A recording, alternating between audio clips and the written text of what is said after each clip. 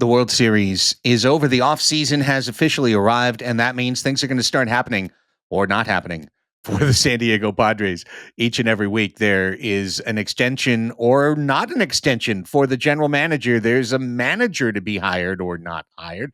There's free agents to be signed or not signed. There's qualifying offers to offer or not offer. And in all of that, we offer you the opportunity to be with us as members of our Patreon community, patreon.com/Padres Hot Tub. That's where you can get away from the other social media websites that, quite frankly, are really hard to be on a regular basis. They're tough. They're designed for negative engagement. Their algorithms are designed to send you into conflict zones. Our Discord is only a conflict zone if Hosmer Apologist makes it one. No, I'm kidding. I'm kidding. Our Discord is a pretty cool place of folks, over 600 folks who have decided that that's the place they want to hang out to watch a World Series Game 7, for example, instead of being stuck getting fed Dodger fan thoughts along the way. Check it out for yourself for as little as $5 a month. That's all it costs to become a part of our community. Over 85% of the people who sign up stick around and are there over a year later with us at Padres Hot Tub. It's because we're a cool place that offers you a good deal. Plus, you get ad-free shows. You get our new banter, The Show, which is just a ton of fun, and we're putting a lot of work and a lot of fun into. Check it out for yourself. Patreon.com, patreon.com/Padres Hot Tub. Just take a look. Give us a month. See if you like it. Thanks.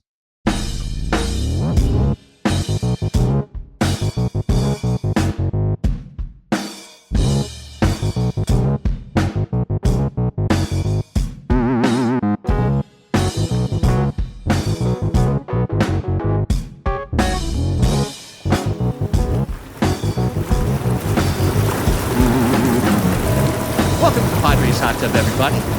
Happy November. Craig Elston, there's Chris Reed, there's Raphie Cantor. We're together on Monday, November 3rd. They did the thing. It's dark now at night. It's light in the morning. It just means we're counting down the days to spring training. We're counting down the days until we flip that calendar back.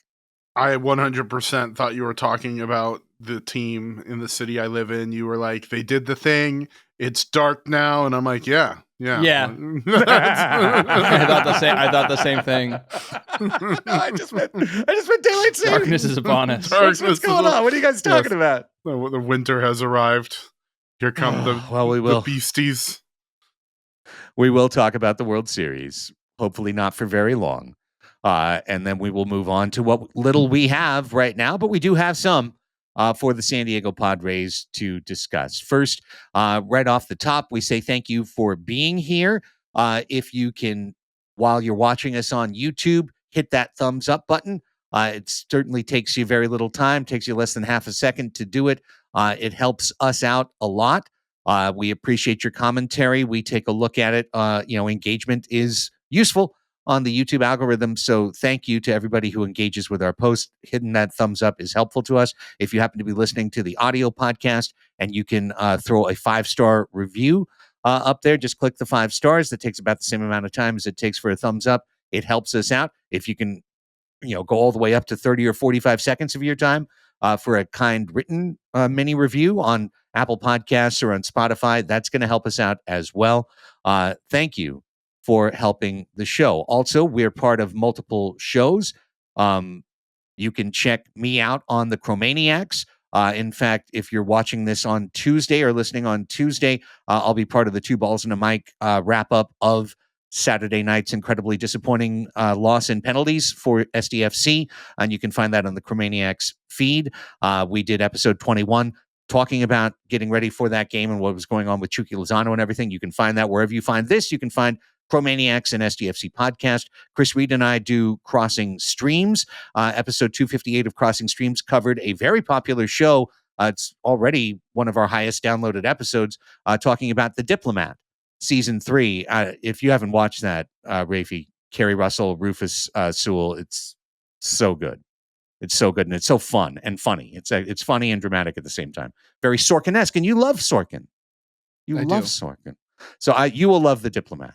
And when you get done with 3 seasons, come on down because Baseball Nihilist from our Discord and myself reviewed season 3 of The Diplomat. So all of that is going on across our podcast network, and thank you for supporting it. If you haven't found those other shows, please give them a listen. There's also Pods Above Replacement, which is a show that I love. I absolutely love, and it comes out sometimes. I want to always add it into the cross promotion. It's very nice. John Percoda texted me with some show ideas the other day, so we are in active talks. Exciting. That is. It is exciting. Okay. Well, the 2025 season is over, and just like everyone thought on January 1st, on November 1st, the LA Dodgers were world champions. I don't think many people thought it would take until November 1st for the LA Dodgers to be world champions. But the Toronto Blue Jays, point of fact, should have won Game 7 and won the World Series. They failed to do so. They failed to make a very critical, important play and a very basic one. One of those Mike Schilt win the inch type plays. If only he were in their dugout for that moment to remind Isaiah Kiner Falefa not to take the 10th shortest lead of any player in the entire 2025 postseason. Okay. So Isaiah Kiner Falefa is always going to be the GOAT, not in our modern parlance, but in the older parlance of the scapegoat for the Blue Jays. But I did get like a Zapruder film alternate angle of that thing on Reddit today of that play. And you can clearly see in the first pitch of that at bat that the third base coach for the Blue Jays draws a line in the dirt and says, "Be here." Yeah. And Kiner Falefa is there. And the reason for that is because they were so freaked out by the way Getting Game doubled 6 off. ended. Yeah. And it's just one of those Scared money classic don't make things where, exactly, scared money don't make none. And it's like you overcorrect for mistakes that you made because it's a high pressure situation and blah, blah, blah. Now, I do have to say, like, the Blue Jays commentator, whose name I don't know, who had the sour grapes and like rightfully, is getting clowned for being like the better team lost the World Series. I just have to say that the Blue Jays were atrocious on the bases, which is like probably, which is the special team. That's the special teams of baseball. You know what I mean? Like but they were horrible on the bases all series. And, whatever you want to say about that as part of the game, like they lost the World Series because of their base running. And you can pin that on Isaiah Kiner Falefa. You can pin that on the third base coaches. You can pin that on whatever. But like as a team, they failed. And Chris, you're muted. I don't know if you're trying to jump in. Thank you, Raphie. You are very astute. IKF even blamed the third base coach in a post-game interview. Straight up they said we had to hold tight. And that was not just after getting doubled off. It was throughout the whole postseason. It was an absolute institutional failure, and it cost him the game. Like the bunt had been kind of controversial, and I think this is kind of a sign that things are returning back to normal, because people seem to have thought that I have always been anti-bunt, and I'm not. Like, I don't blame IKF for bunting. Dude had what in the World Series batting average? Nothing, like a hit. Just absolutely awful. Worse than a pitcher of the previous generation would expect. So, him bunting is what a pitcher of the previous generation would have done. Like, I don't like playing for a tie. Don't love that. But I understand it. What I didn't understand was the secondary lead and the lead that he had in that very key moment of the game. Like, that's what the coaches are there to do, to remind you of this is the scenario. That third baseman is so far away that he can't physically get you right now, like with your lead. Like, it's a very silly mistake. And I think it's one of a few that wind up costing them the World Series. I also didn't love Jeff Hoffman coming in and pitching Game 5. And I was talking about this with a parent at my elementary school, a Dodgers fan, kind of like that seemed a bit egregious. Like, I know it's 4 wins and it's the World Series, send in the closer. But as I mentioned to him, we Padres fans saw Robert Suarez blow a couple of those games this year. So it's not the certainty you think it is. And then you're adding another night of use onto the guy's arm. And what if he's that much sharper for Game 7? Or less exposed, where they don't have as much film, as much personal experience. I agree with that. Of all the things that happen in the postseason, the thing that back to when I was a teenager or a kid in college used to bug me the most, and now I understand it's just the accepted practice, is it's something, but it's so counterintuitive, guys. The idea that starters are actually better relievers than the relievers who have been relievers all year, because their stuff is gonna play up, or I honestly think it's they get paid more. And so you want to say, hey, we had our $20 million arm on the mound, but like Chris Bassett doesn't have as good a stuff as the next right-handed reliever for the Toronto Blue Jays. But because he's a member of the starting rotation, he becomes a member of the bullpen. There were several eligible relievers that they could have used instead of Shane Bieber pitching on short rest in the 11th inning of Game 7. But the Dodgers did the same thing. They threw Blake Snell on 2 days rest, and they throw Yoshinobu Yamamoto on 0 days rest, and he throws 2 2/3 innings and gets close to 50 pitches, throwing on no days rest. And that is just incredible.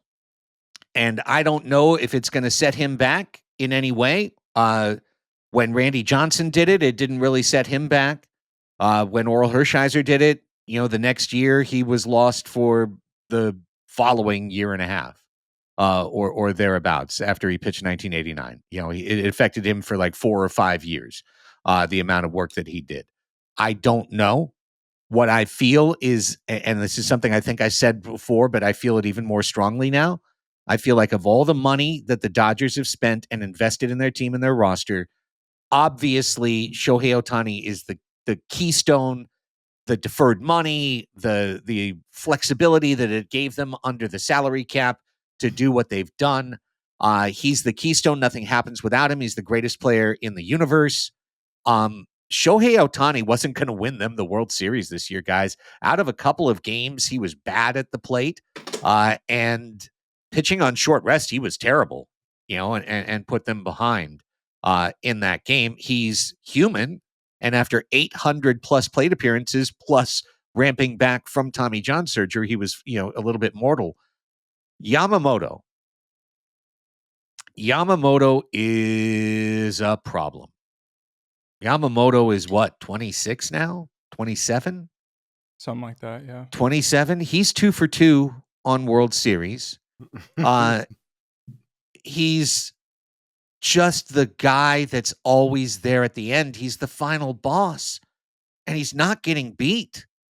And for all the love we had to the first game he ever pitched in the big leagues, that's way in the rearview mirror, man. This guy's going to be around forever, or until his arm falls off.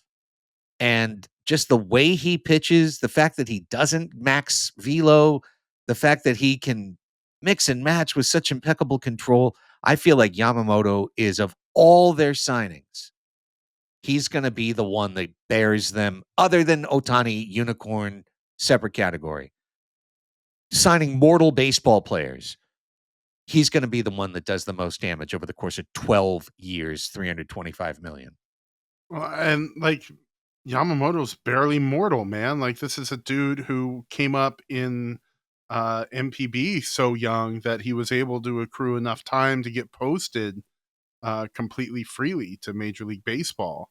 And like, if I recall, there were 2 teams bidding on his services, right? It was the Mets and the Dodgers. And they came down to them, and Dodgers win that bidding war, and it's kind of embarrassing for baseball. He's just a a perennial Cy Young candidate locked in at a perennial Cy Young price on, the team. It seems like that just gets these guys ordained to them. And it'll be interesting to see with the coming postings this offseason if that continues, because I feel like it's going to. I feel like it has to. And I think that I think that Padres fandom in this offseason is going to be in for something of a reckoning. And I'll speak for myself. I live, as Chris does, in Los Angeles. And on a good day up here, I can wear my Padres hat around, and usually it's not a big deal. Like, it doesn't matter, like whatever, like that. But it's, LA is a Lakers and Dodgers town. Like it is. They really do not care about any of the other sports teams here in the way that they care about the Lakers and the Dodgers. And it is a baseball town. Like, people really do dig baseball here. They dig the Dodgers. And I've basically been unable to leave my house for the last 3 days without being just assaulted with Dodgers in my vision. And I noticed I was at this wedding on Saturday night, and everyone's watching Game 7, and all the people are cheering. Of the people there, 5 people probably cared about baseball, but everyone's celebrating. You know what I mean? Because this is now a cultural phenomenon. And I, for the first 24 hours, was really bitter and full of rage and resentment. And I'd walk out, and any person that crossed my vision wearing a Dodgers hat was like doing me a disservice. It was affecting me personally somehow. And I have had, it really forced me in a fast period in the second 24 hours to do what do I actually hate when I hate the Dodgers? Like, what are we doing? Like, what am I actually hating about it? Because I'm posting this in the Discord, and Chris, I know you responded to it, so I know you saw it. But like, I'm really starting to evolve towards this is a don't hate the player, hate the game situation for a couple of reasons.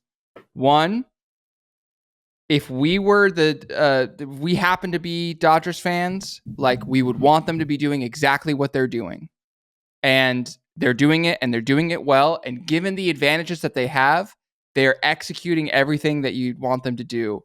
The issue is not what the Dodgers are doing. The issues are what the Major League Baseball is doing to give them those advantages.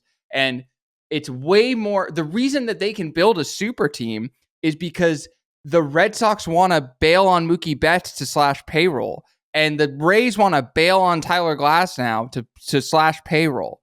And they're able to sign Freddie Freeman, and then they're able to make all these deals because of their massive TV contract, as they know. So it's like, do I actually hate the Dodgers?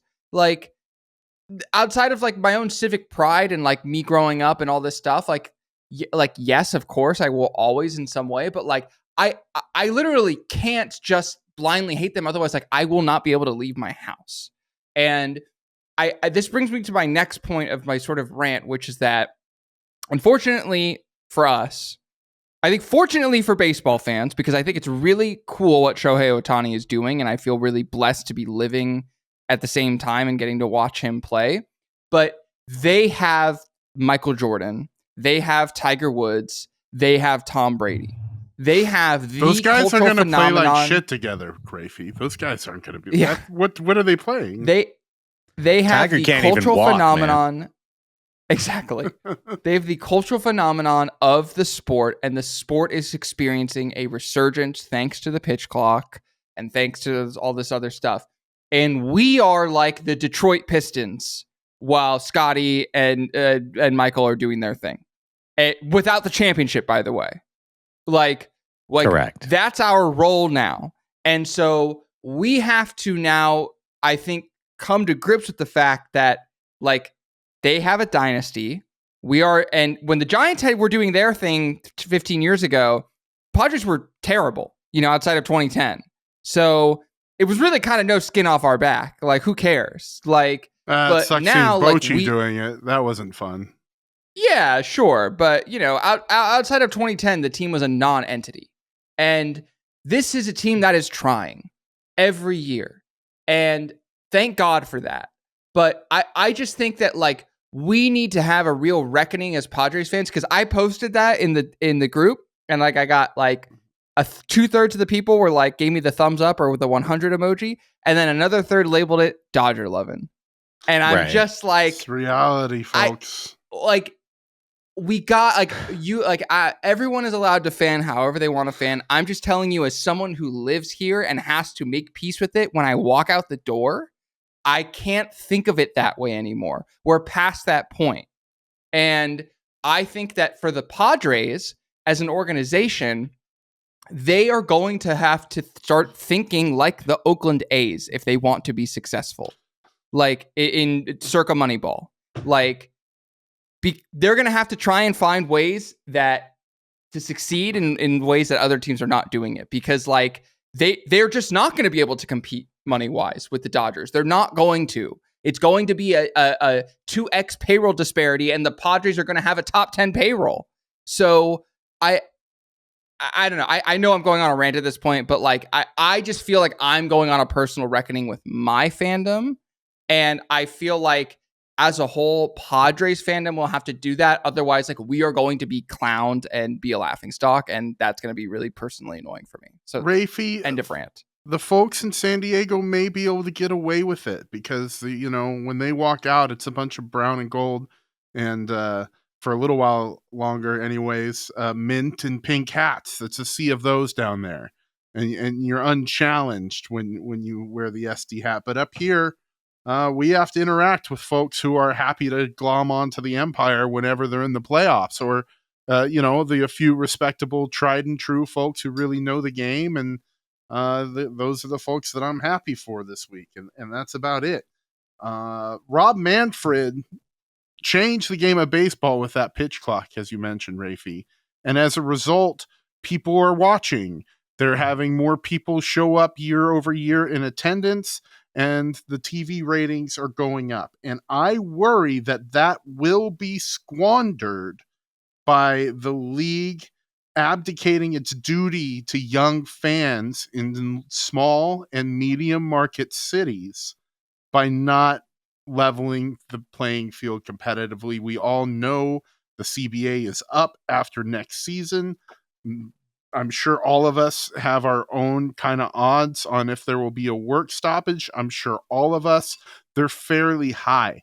And what we gotta hope is that the league sees this as a problem of the future, as an existential problem, that if young fans in the Midwest abandon the game because their team has no chance to go to or win a World Series, it's going to lose them a generation. Like, I believe that pretty strongly, because when I was a Padres fan growing up, formative years, 5 or 6 years old, playing T-ball and rooting for the team, it's because, I had heard they went to the World Series and they had Tony Gwynn, my favorite player. As I get close to my teenage years, that starts to wane a little bit. Football coaches are talking to me. Looks like that's the sport I'm going to play. The Chargers go to the Super Bowl in 1994. Like, they're starting to get my attention as a fan. As we all know, that's the competition in these things. It's not Padres versus Dodgers. It's Padres versus Chargers for the hearts in the city. And what happens in 1996? They go into LA, they sweep the team, and clinch the NL West. What happens in 1998? They go to the World Series. And because that was possible, it was re-energizing for me as a fan. I was able to re-up.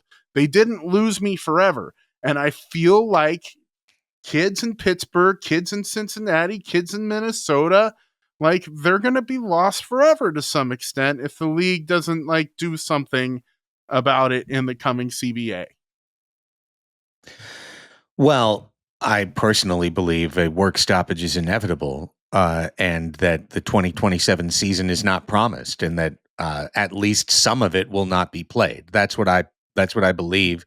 I think you already see the battle lines being drawn, and it's going to be really sticky and really, really ugly, because I think it's super, super important to keep this in mind.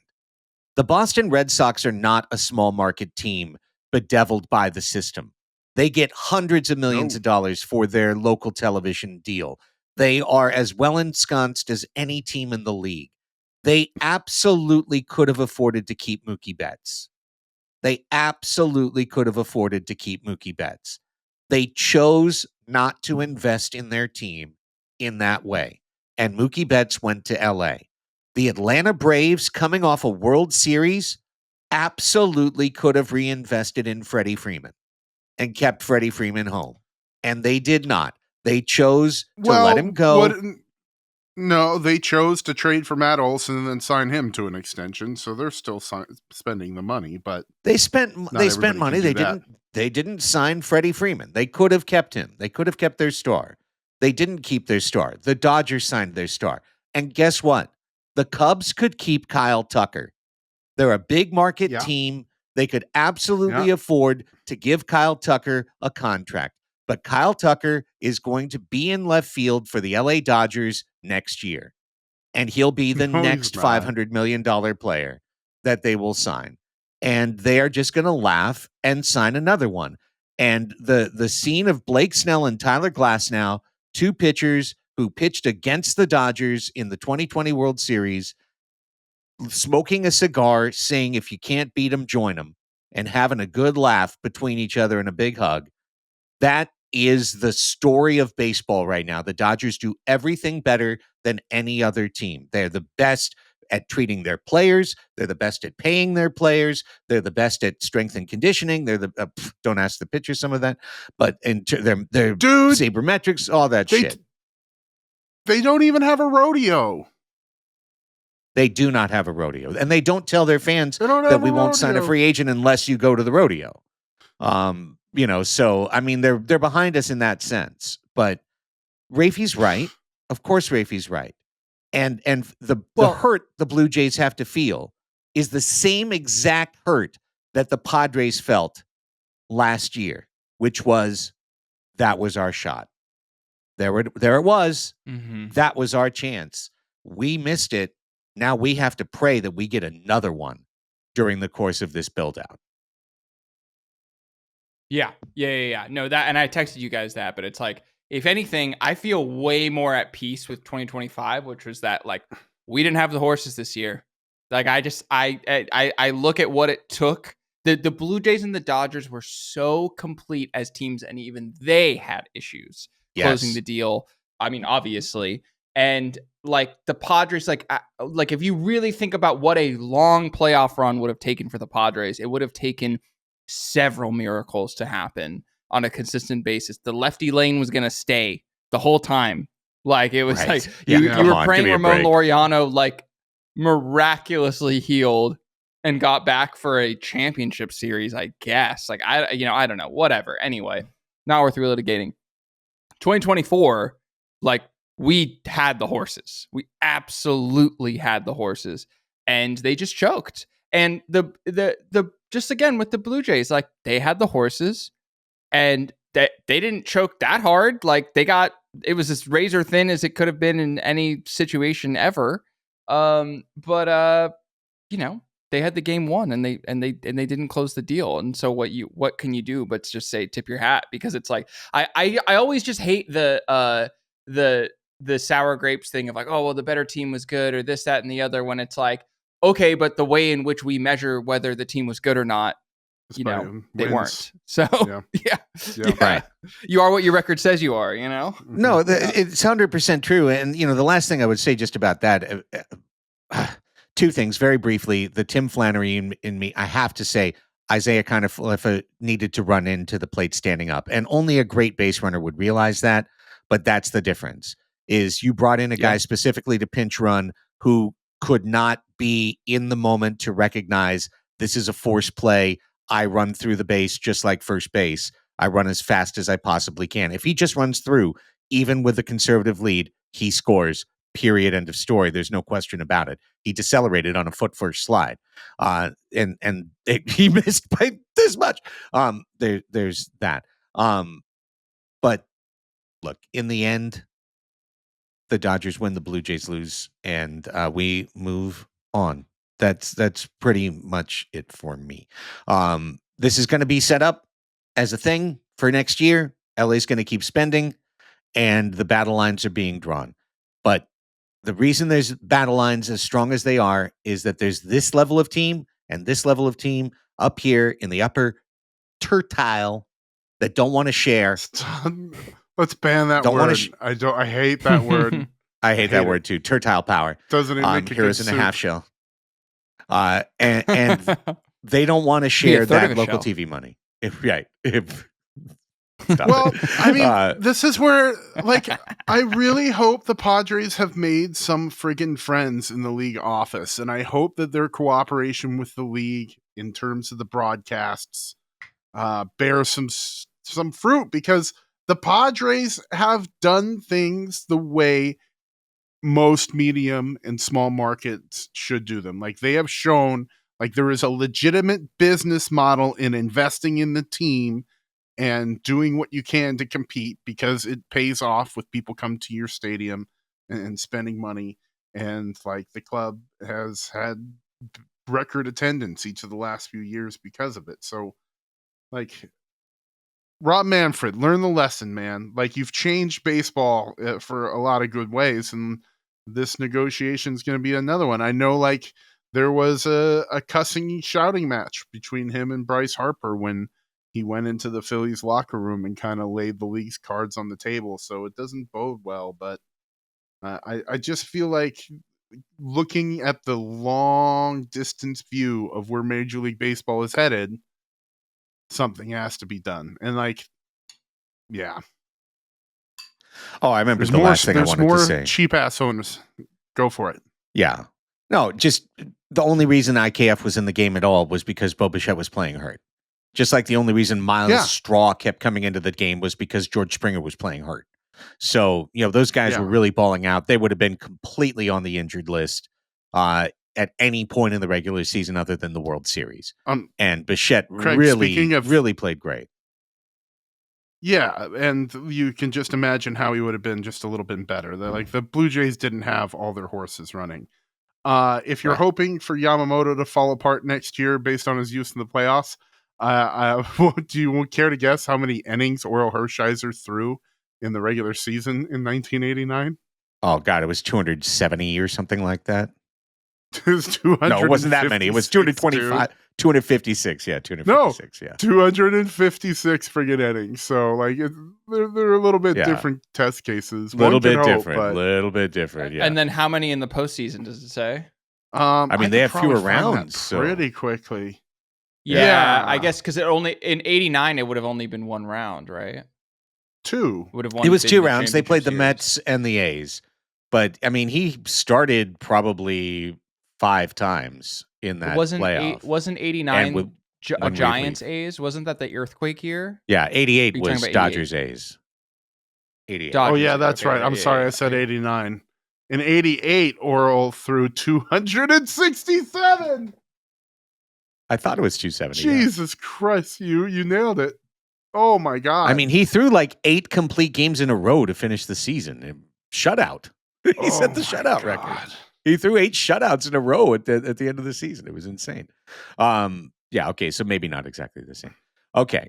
And then he threw 42 and 2/3 innings in the playoffs. Oh my God! On top over of that. 300 innings. So he finished with 300 and 19 innings?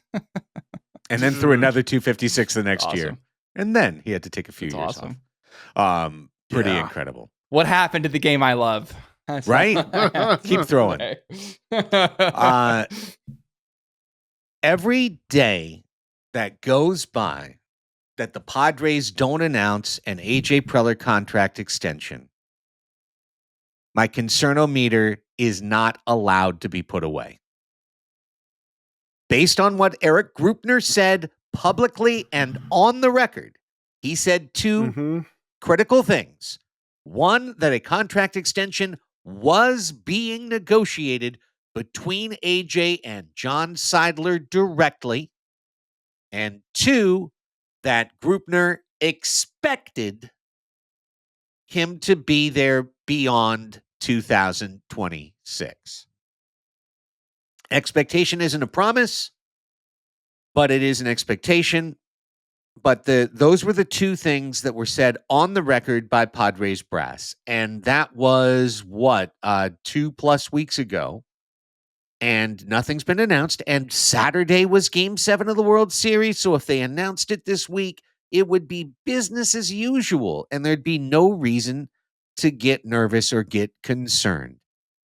But every day that goes by that they're trying to pick a manager and they haven't announced the contract extension, I get a little bit more concerned, guys.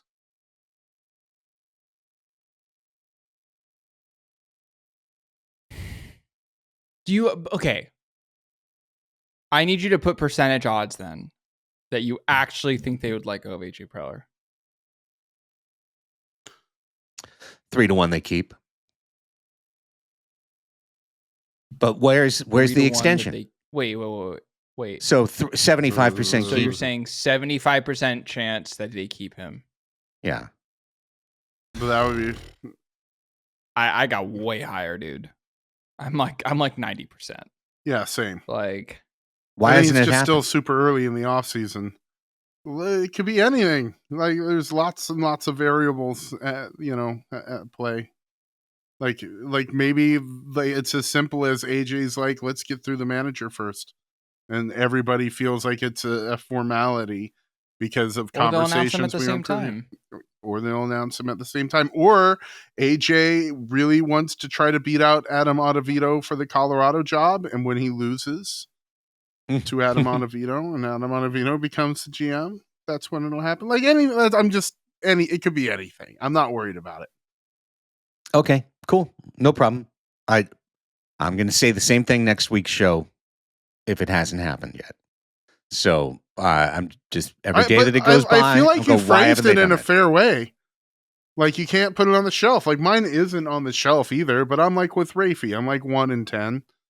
Like until the ink is dried and there's a deal announced, then I put it away because things are crazy. Yeah, but I can't possibly go that high because the way Eric Grubner said what he said, which really sounded like somebody beginning a negative corporate review report, all the way up to the point where he said contract extension, and then it was like, oh, contract extension, and it's being negotiated, and I'm not a part of it, and I just okay, CEO's not a part of it, direct negotiation.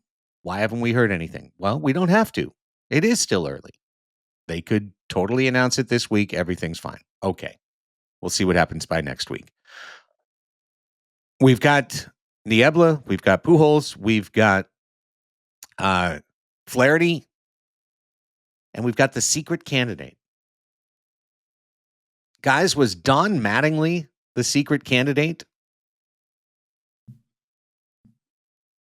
I got texted an hour before we started recording by my Yankees friend to be like, would you hire Donnie Baseball? And I was like, are you like Bob Nightingale? Like, are you just like, and then all of a sudden it's like, it's just, this is popping up that these, has there been any confirmed report that Don Mattingly interviewed for the job? No, but he would have not been available. Because, he would, right. Correct. They could have done a Zoom on an off this day. Week. Right. No. Right. But they could have done a first interview on an off day by Zoom. With permission from the Toronto Blue Jays, like potentially, like maybe. Yeah.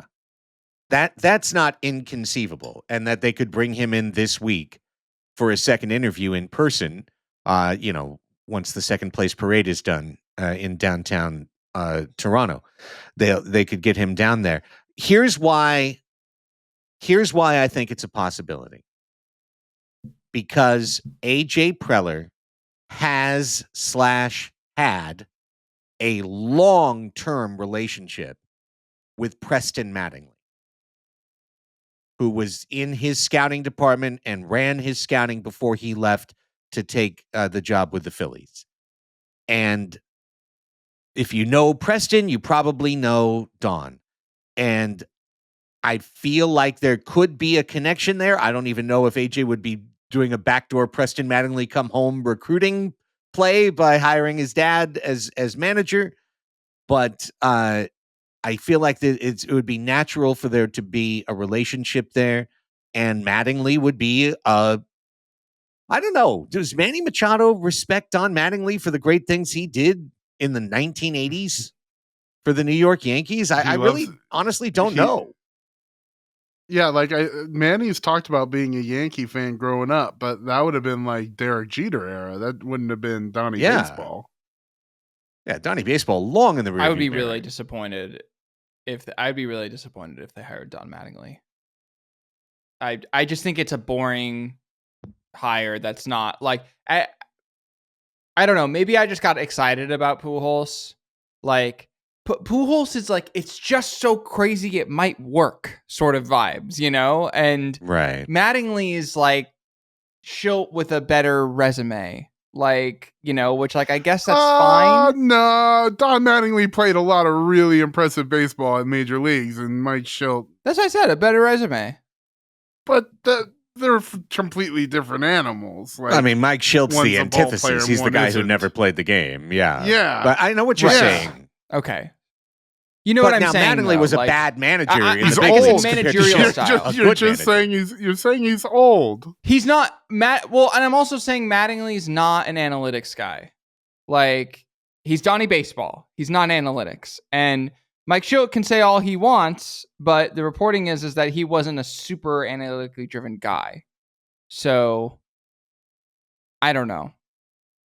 At least with Pujols, you can kind of just tell him what to do. Sorry. Yeah. Anyway. I mean, in the 2010s, when he managed the Dodgers for 5 years, he had 5 winning records, 82, 86, 92, 94, and 92 wins. When he managed the Marlins for 7 years, they were horseshit. The very first year, they went 79 and 82. Then it went 77, 63, 57 wins. They were 31 and 29 in COVID, and then back to 67 and 69 wins. So, I mean, he lost almost 400 games over 4 full seasons with the Marlins. But of course, the Marlins are horseshit, and the Padres should be good. I would not be overwhelmed with a Don Mattingly hire. It doesn't mean he couldn't be good. But I'd really have to be convinced. And I never thought of him as a particularly good manager when he was managing. So I think if we're hiring an old guy, Bruce Bochy on the 1 year, you know, talk about it afterwards is the one I would lean into over Don Mattingly. Yeah, me too. Is Jack McKeon still around? God rest his soul. Roger Craig has got to be able to go, you know, plug the AI into Roger Craig. And would Manny Machado and Fernando Tatis Jr. respect the fear that a ghost would put in patrolling the dugout? Ooh. Ken Rosenthal's column is coming up very quickly. By the way, I like that you said AI. What Chris has been putting up these videos. Someone else did it, but he's been putting on his Instagram feed at Chris Reed 619 of a director interviewing or auditioning AI actors and couples and families. They're extremely funny. Good. They're so great. Your job's still safe. Okay, so your glasses disappeared and reappeared in that one. Can you not do that? And you stole his voice morphed again. Into you. Yeah, you stole his voice again. Yeah. Those are great. Oh, but I digress. Okay, on to Padres news. Michael King has declined his mutual option. He is headed into free agency. First, do we all agree that the Padres would, should, and will give a qualifying offer to Dylan Cease? Yes. Yes. That's a no-brainer. Okay. Yeah. So we can just take that one, throw it away. Should the Padres also offer Michael King a qualifying offer? I would think so. I would prefer they offered him a long-term extension on reasonable terms that keep that AAV down. I'm going to say no. I would try to extend him. I would try to bring him back, but it would be for more than 1 year.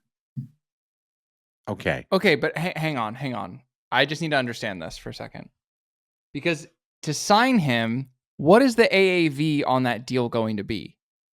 It's going to probably be $20 million a year. Yeah. Plus. And I don't think he's getting, no, plus. I don't think he's getting that. I really don't.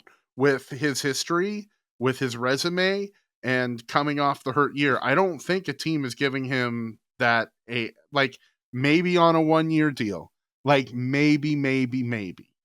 And so they've got this thing, and it's called the qualifying offer. I it's understand. A 1-year deal. It's that's a 1-year deal. I know, but I think the Padres probably aren't going to be spending $22 million on a pitcher this year. Well, I think they should, and I think they should give a qualifying offer to King, and I think they should give the qualifying offer to King because either result is a good result for the San Diego Padres. Yes. Either he declines, is signed somewhere else, and you get a second high draft pick along with Dylan No, Cease, you don't. which is... No, you don't. You get a 4th round draft pick. It's not that high. That's pretty high. 4th round is pretty good. It's better than nothing. Pauly. It's way less good than a post first round pick. Sure. Yeah. Sure. Thank you, Major League Baseball. Thank you for doing that to us because we dare compete with the gigantic market right above us. Thank you for taking away our ability to reload our farm system. Appreciate it. Awesome. But if he goes out on the market and has the experience that Christopher Reed just described of other teams not being willing to give him a multi-year deal going into a possible lockout in 2027, coming off of something close to thoracic because he had the nerve impingement, then Michael King might turn around a month from now or 2 months from now and say, you know what? Going into the lockout 1 year at $22 million is a pretty good deal for me. And given that Yu Darvish could come off the books, Dylan Cease is off the books, and Michael King's money from this year is off the books for next year, $22 million for Michael King is an affordable salary, and it would give you an ace pitcher. So I would be very happy if he accepted the qualifying offer from San Diego. I think you're probably right that he will get a multi-year deal and sign elsewhere, but then you still get a draft pick, so you covered both sides of the board. No, I don't think he's going to get a big multi-year deal this year. I think Michael King heading into this offseason is a really damaged asset. And I think the Padres have a bit of leverage in that they could offer him something around the AAV, a little less AAV that he's going to get with longer term security. And maybe offering him the QO doesn't lower that leverage, but I feel like it also could. But he has to decline it on a timeline, so maybe not. I mean, realistically, we can't play at the top of the market. If King's going to be at the top of the market, we won't be there.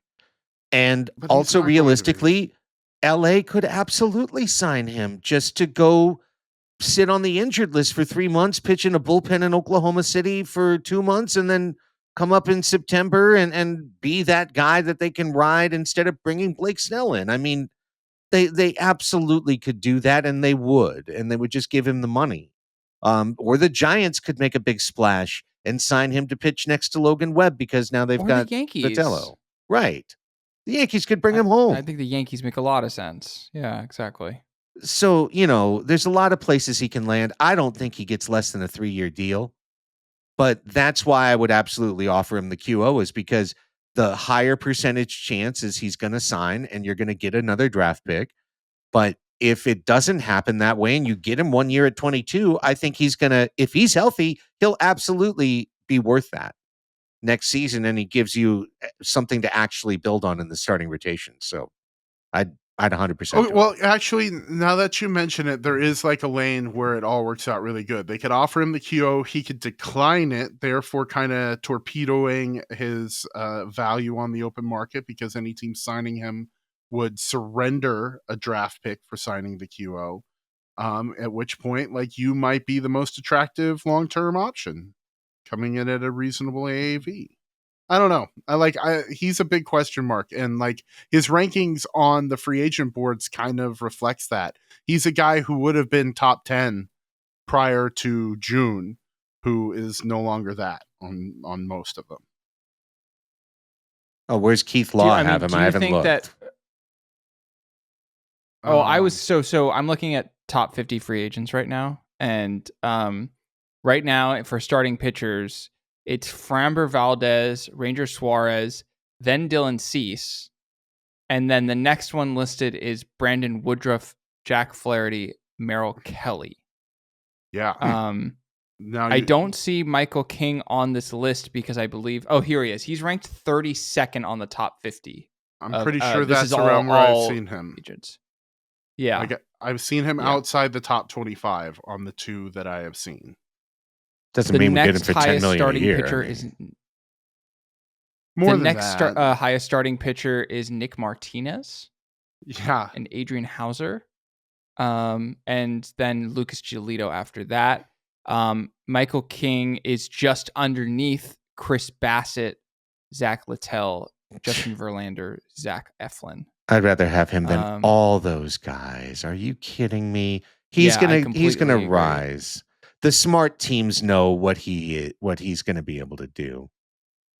But I would say, like, my counterpoint to this would be this year we saw MLB Network do a little segment on Michael King's delivery going, hey, check this out. This is super weird how far he's throwing across his body.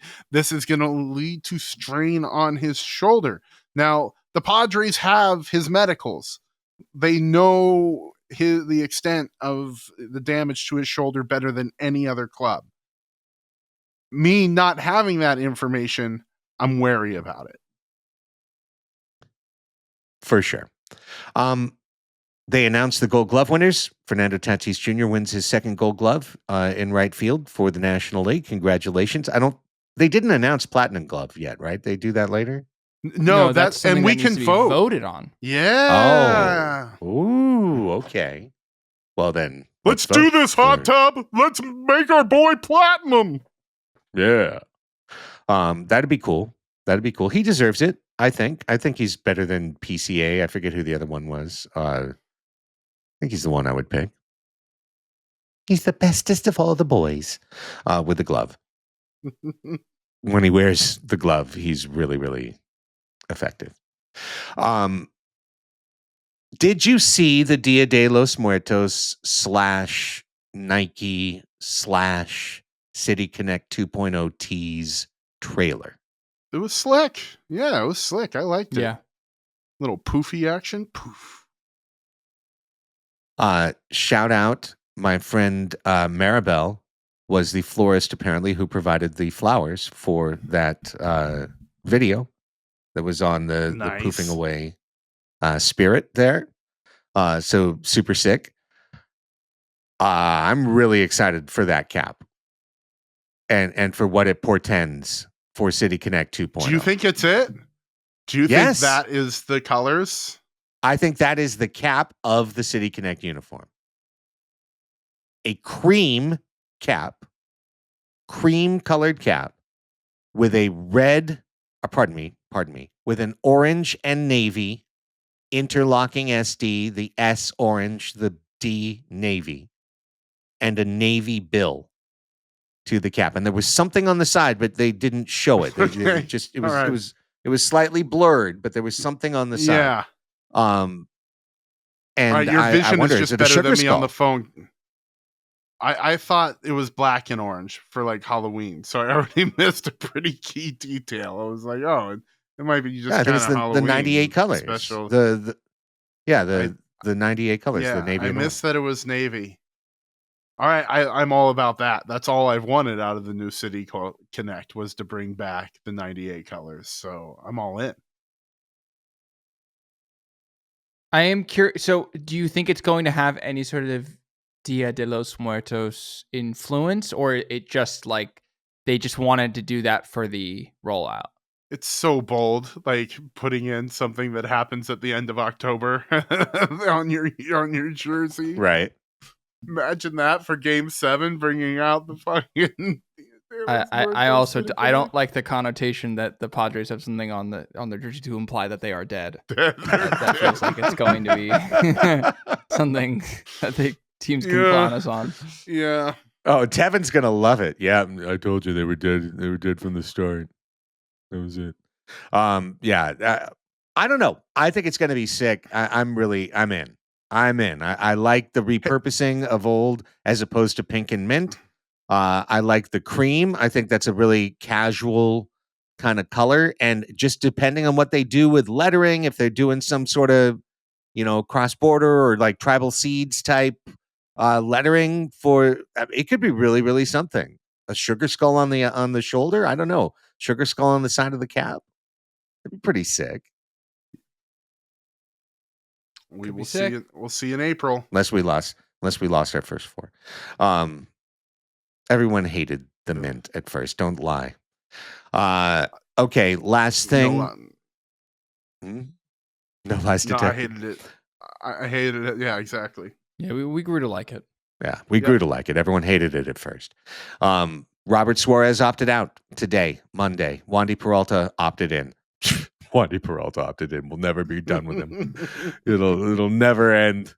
Wandy's back, also, baby. It's fine. Peralta was fine last year, and for $4 million, he's fine. It's not worth getting upset about, and that should not be what keeps us from spending money this offseason. No, fill it up, man. Like continuity is good, and he's cheap. Last discussion topic for the show. If we all agree that Robert Suarez is gone, going to sign somewhere else. Edwin Diaz, by the way, opted out like a couple hours later. So Robert had like 2 hours at the top of the market for closers, and then Edwin was like, "See ya, buddy.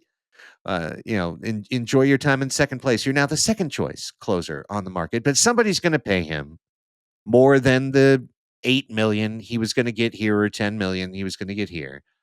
So he's going to be gone." And we said that's fine because from Five Finger Death Punch, we go down to the Four Horsemen. We've got Miller as the closer. That's incredible. He's the best closer in the league. We've got Morahone. He's incredible. We've got Estrada. He's great. Jason Adam will be back, whether it's opening day or not. He's coming back from a quad injury, not a elbow injury. So he's going to be back, and he's going to be an effective part of the bullpen, presumably next year. But hang on. If we convert either Morahone or Miller to starting pitcher, you don't have Suarez. Adam's not back at the start of the year, and you take one of those two guys out of the mix. Wow. All of a sudden that bullpen isn't. All of a sudden Wandy's pitching the seventh, maybe, for San Diego.